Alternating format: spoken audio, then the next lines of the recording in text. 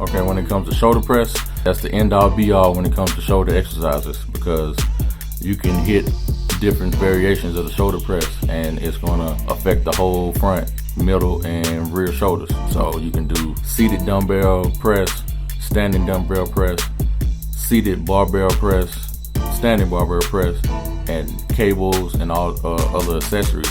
So you don't have to be stagnant when it comes to one size fits all when it comes to shoulder press. There's multiple variations, so try each one, and I guarantee you that'll help you build better, rounder, proportionate shoulders.